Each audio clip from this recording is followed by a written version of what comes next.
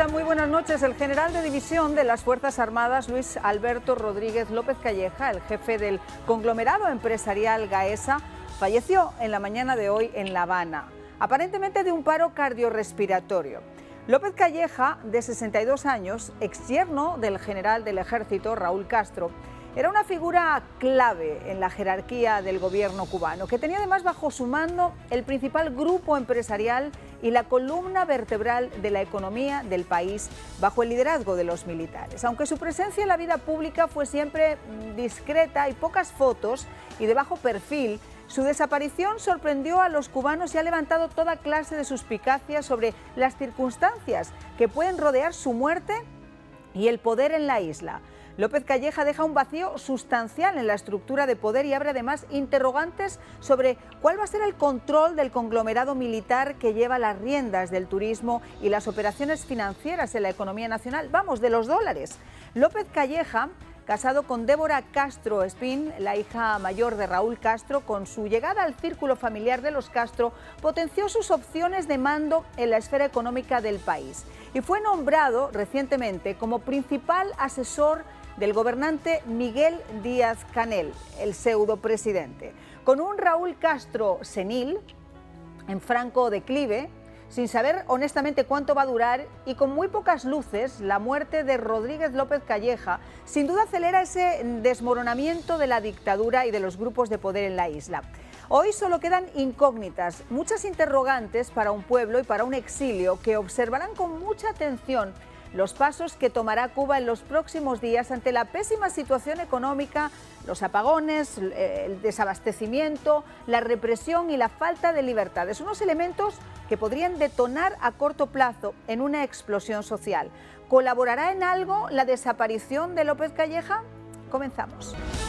Pues de inmediato les voy a presentar a nuestros invitados, como todas las noches. Rolando Nápoles, periodista, muchísimas gracias por acompañarnos. Gracias, María. Gracias. Y nos acompaña también Luis Domínguez, investigador, director del blog Cuba al Descubierto. Muchísimas gracias también, Luis, por acompañarnos. Y voy a comenzar contigo, porque ya habíamos hablado anteriormente cuando se hicieron públicas las famosas fotos, por las pocas que hay, llamaron mucho la atención, cuando se habló de los paraísos fiscales, del dinerito en Luxemburgo, etcétera.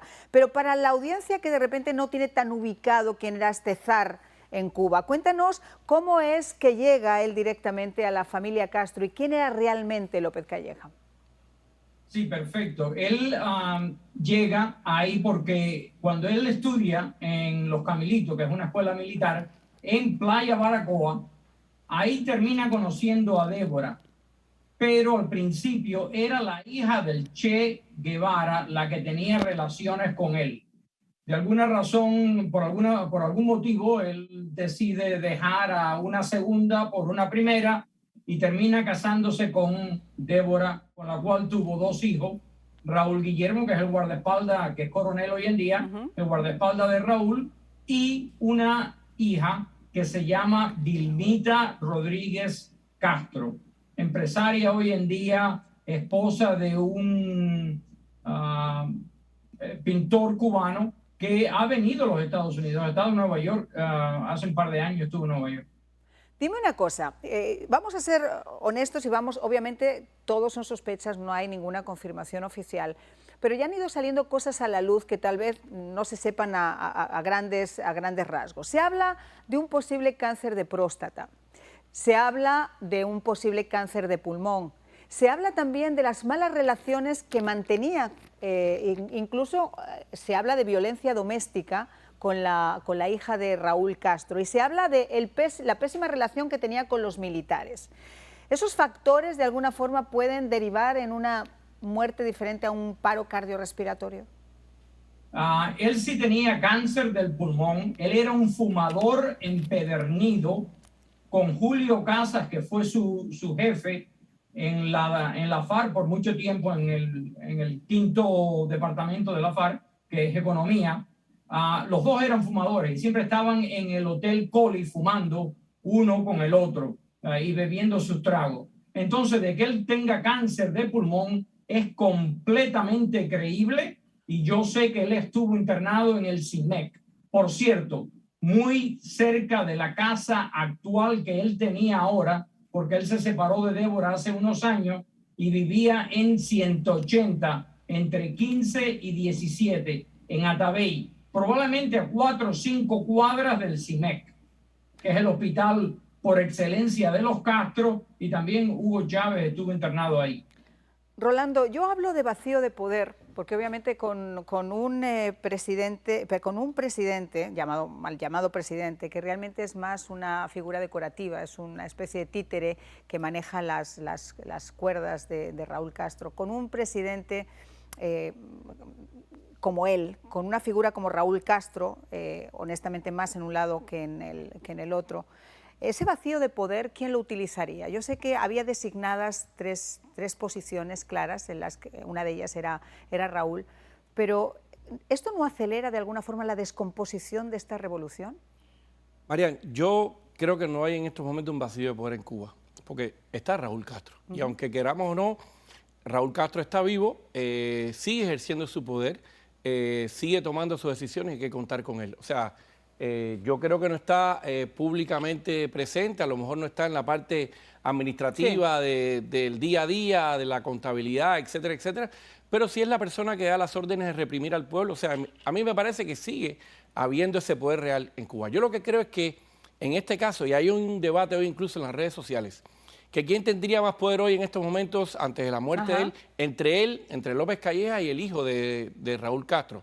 Yo creo que en estos momentos, por todo el poder económico que tenía López Calleja en su mano, y con la cercanía que tenía con Raúl, recordemos que él es el que administra las principales fuentes de ingreso de divisas de Raúl y la élite militar, que es la que realmente gobierna Cuba. Yo creo que hoy López Calleja era, hasta el momento, ese poder que hay detrás del poder real, que es Raúl Castro. Entonces a mí me parece que es yo lo que creo es que hay un golpe muy duro para Raúl Castro, para esa intención que él tenía de dejar a alguien que no fuera a lo mejor con su apellido, dar esa imagen del Putin caribeño, de flexibilidad, de cambios en Cuba, alguien en ese control del poder que no tuviera su apellido, aunque estuviera vinculado a la familia, no tuviera ese apellido. Yo creo que es un golpe duro para él. A mí me parece que, como dice Luis, o sea, yo creo que él, evidentemente, todo parece indicar que murió de cáncer de pulmón.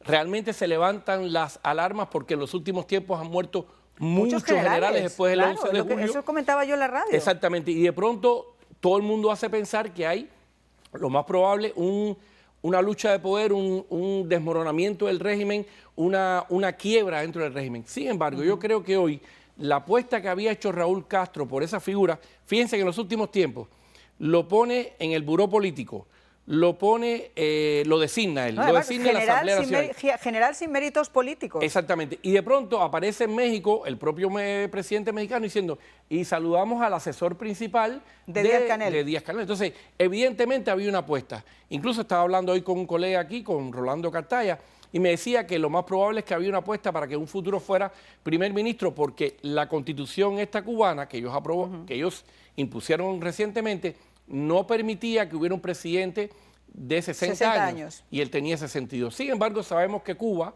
el régimen cubano hace lo que quiera y que posiblemente a lo mejor pudiera ser esa figura. Fíjate, estuvimos hablando nosotros también con Rolando Cartaya en la radio, y esa era una de las cosas. A mí me llamó la atención cuando le presentaron como asesor de Díaz Canel, porque es una figura más de vigilante que de asesor. Yo no... Dime, Luis. No, sí, exacto. Él cumplía dos funciones. Una de perro guardián de Díaz Canel cuando salía fuera de Cuba. Yo, asesor, está bien, si ellos lo quieren decir así, pero para mí era el guardián de Díaz Canel cuando él salía de Cuba y el que le cuidaba la economía a Raúl Castro en Cuba. El que lo va a sustituir en la economía sería la segunda de él, que es la vicepresidenta primera del grupo de administración empresarial que se llama Ania Guillermina Lastres Morera. Ella hoy en día fue elegida recientemente como diputada a la Asamblea del Poder Popular en el 2010 y era la segunda de Díaz Canel en Gaesa. Pero no tiene garra, no es una mujer que, por lo que yo he conocido y he leído de ella, no tiene mucha garra. Sí tenía la confianza obviamente de López Calleja, era su mujer de confianza, pero no la veo ni con el apellido ni con la garra que debería tener para tomar esa posición. Ojo, ella lleva en esto de la economía del MINFAR desde 1984, es coronel, pero ya tiene empresas a nombre de ella en Panamá. Sí, claro. Y en Inglaterra. Sí, o sea, que confían en ella para los negocios sucios. O sea, ella tiene su nombre en los paraísos fiscales, donde ese dinero, donde ni siquiera la fiscalización en Cuba puede meter la nariz, porque nadie, honestamente, ha pasado por un proceso de saber qué hace Gaesa, dónde tiene su dinero, a qué dedica sus negocios. O sea, eso es un conglomerado extrañísimo, donde obviamente esta señora tiene su nombre en muchas de esas empresas, pero como para tomar públicamente el control de Gaesa, ¿tú crees que sería una mujer que pudiera ser designada por su perfil? Te digo, yo he intentado averiguar antes del programa, hablando con gente, antes de sentarme aquí, para saber de quién estaba hablando, y no me parece que tenga ni el apellido ni la garra. Bueno, yo creo que en un primer momento, si es alguien tan cercano a él que conocía estas cosas, el único handicap que tiene ella es que tal vez no tiene, por supuesto, la cercanía que tenía López Calleja. O sea, a lo mejor no tenía la contraseña de la caja fuerte que tenía López Calleja en la oficina de Raúl Castro, por dar una figura, no exactamente es así. Entonces, lo que me parece es que yo creo que en un principio pudiera ser por lo menos esta parte administrativa, económica en este sentido. La otra parte es la parte...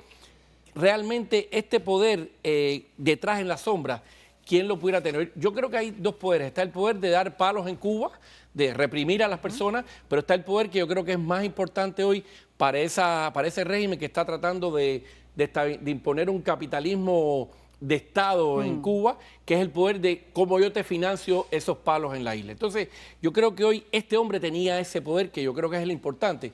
Gaesa tenía o tiene hoteles, tiene la financiera más importante de Cuba, tiene carros de renta, o sea, tiene la zona especial del Mariel. O sea, que evidentemente este hombre manejaba el poder para poder, y valga la redundancia, dar palos en Cuba. Entonces me parece que hoy era la apuesta fundamental de Raúl Castro a ese gobierno. ¿El Cangrejo puede llegar a ser un sustituto bajo ningún concepto, no? Yo no. Bueno, pues seguimos en nuestro programa y vamos a irnos ahora hacia esa parte oscura, pero que de repente también podría adornar esta muerte, que es el tema de la violencia doméstica. Durante cierto tiempo se había comentado que este era un hombre de un temple grande y además de mal carácter, de muy mal carácter, que se habría saldado incluso pues a golpes con su esposa, con la hija de Raúl Castro. Y había diferencias aparentemente entre el hermano de Débora, que también es hijo de Castro, con él. Luis, tú has seguido, obviamente esto, conoces muchísimo más en profundidad todos estos temas. ¿Eso es cierto? Sí, siempre han habido historias de infidelidades de Luis Alberto López Calleja con Débora. Luis Alberto tenía un amante que salía fuera de Cuba, es probablemente la secretaria de la esposa de Díaz-Canel. En México estuvo con ella, en Argentina estuvo con ella. Y esta era cosa que creaba discrepancia entre Luis Alberto y Débora. Y sí, hubieron muchísimos golpes. Hay historias de él haberla tirado por las escaleras, de ella sufrir daños en el cerebro y barbaridades así. Y claro, un padre no va a querer eso. La única razón que él quedó ahí fue por la confianza que Raúl tenía en el manejo de la economía. Y sí, para sustituirlo a él van a necesitar dos personas. Alguien que haga el manejo económico que él hacía y alguien que cuando Raúl Castro, Miguel Díaz-Canel salga de Cuba, que lo controle, que lo vigile, que lo tenga a tiempo, ¿no? Esa persona podría ser alguien de confianza de Raúl Castro, como podía ser, por ejemplo, Alejandro. No creo que sea el Cangrejo. Alejandro Castro Espina estoy hablando. Ahora, dígame algo.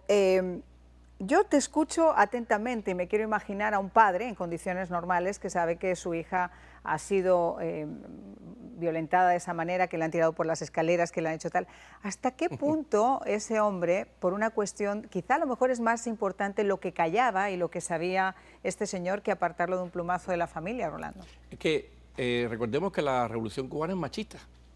Bueno, una cosa es machismo, otra cosa es que un padre permita que le metan golpes completamente, a su hijo. completamente machista. O sea, y ellos de alguna manera también es un ejemplo de eso. O sea, si tú tienes a una persona que sea de tu confianza, que le dé golpes a tu hija, esa persona desaparece en otro lugar a lo mejor normal, en una familia normal desaparecería. Sí, lo desaparecen O sea, rápido. lo desaparecen completamente. Pero este hombre no, al contrario, este hombre, la carrera poco a poco que fue haciendo en los últimos tiempos tan vertiginosa, o sea, evidentemente a Raúl Castro le importó nada que su hija fuera golpeada por una persona como él. Entonces, por eso el hermano, quizá, el hermano de Débora, que también es hijo, tenía esa relación tan difícil con él, ¿no? Pero lo que llama la atención es eso, que un hombre que golpea a una mujer se estimula a ser prácticamente la figura detrás del poder ese de Raúl Castro, que administrar su dinero. Y también vamos a estar seguros, vamos a estar claros, o sea, este hombre administraba el dinero no solo de Raúl Castro, sino de la familia de Raúl Castro. Entonces, a lo mejor todo el mundo quedó, bueno, que bien, mientras nosotros podamos tener nuestros lujos constantemente, bienvenido, no importa que nos dé golpes. Y no sea que nos la vaya a jugar, porque el que sale es él, el que puede hacer todos esos movimientos es él, así que mejor tengámoslo más o menos cuidado. Y recuerda que también estuvo, él, es lo que decía Luis, él tuvo una formación económica, él fue uno de los que creó todo este entramado económico de las Fuerzas Armadas y también trabajó mucho tiempo en la contrainteligencia militar. O sea, que es un hombre que conoce bien este tema. Entonces me parece que ahí está todo, o sea. Y yo creo que era mejor tenerlo del lado acá, aunque le diera golpes a una mujer, que no de lejos. Ahora, eso lo puede hacer quizá en el seno de la familia Castro, pero lo que sí es cierto es la versión que le tenían los militares, porque obviamente había ascendido a general sin ningún tipo de méritos. Y cuando ya estamos hablando de los generales y de la élite militar, perdón, cayeron como 10 o 12 en cuestión de menos de un año. La pandemia se los fue llevando poco. Poco a poco. Después del 11 de julio fue una pandemia de Una pandemia, vamos, los pobres estaban que no había uno que no le cogiera el COVID y se lo llevara para el otro barrio. El general en su laberinto en Cuba. Sí, realmente todo esto levanta la sospecha, aunque yo creo que es mi opinión, yo no digo que sea la opinión de todo el mundo. Yo creo que él era una figura demasiado importante para Raúl Castro, que aún sigue vivo, vamos a estar claros, sigue vivo, está ahí y sigue siendo el núcleo central de esa dictadura.